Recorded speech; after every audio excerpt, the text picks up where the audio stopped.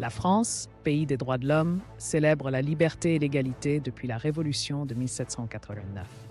Pourtant, cette même nation a mené une colonisation brutale en Afrique et en Asie, pillant ressources et cultures.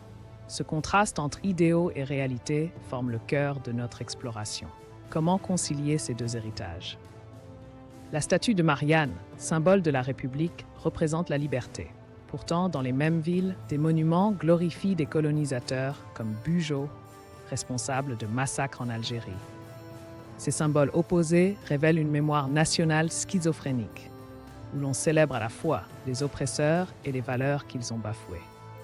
Dans les manuels scolaires français, la colonisation est souvent présentée comme une mission civilisatrice. Les atrocités, travail forcé, violence, spoliation, sont minimisées.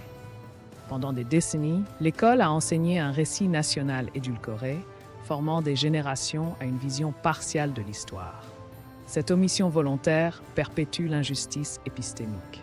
Le musée du Quai Branly expose des milliers d'œuvres africaines acquises durant la colonisation. Si certaines furent achetées, beaucoup furent pillées lors de conquêtes militaires. Le Bénin, le Sénégal et d'autres anciennes colonies réclament aujourd'hui ces trésors culturels. La France résiste, révélant comment le pillage colonial structure encore nos institutions culturelles. En 2021, Emmanuel Macron ordonne l'ouverture partielle des archives sur la guerre d'Algérie. Pourtant, des milliers de documents restent classés secret défense.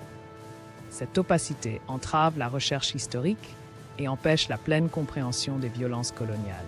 Sans accès à la vérité documentaire, comment construire une mémoire juste? D'anciens colons décrivent une œuvre civilisatrice bienfaisante. Leurs récits contrastent avec ceux des descendants d'esclaves martiniquais ou d'Algériens torturés pendant la guerre d'indépendance. Ces témoignages divergent, montrent comment la même histoire peut être vécue et racontée de manière radicalement différente selon sa position dans la hiérarchie coloniale. De 1880 à 1960, les colonies ont fourni à la France caoutchouc, minerais et produits agricoles à bas prix. Cette exploitation a financé l'industrialisation et les Trente Glorieuses. Aujourd'hui, des multinationales françaises gardent des positions dominantes en Afrique. Le pillage a changé de forme, passant de la violence directe à l'asymétrie économique. À Paris, des dizaines de rues portent des noms de colonisateurs. En 2020, la ville a rebaptisé quelques-unes, comme la rue Bugeaud, mais la majorité demeure. Ces toponymes glorifient implicitement la conquête coloniale, imposant quotidiennement une vision partiale de l'histoire aux citoyens, surtout dans les quartiers populaires où vivent beaucoup de descendants de colonisés.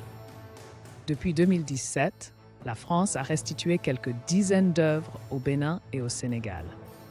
Mais sur 90 000 objets africains dans ces musées, moins de 100 ont été rendus.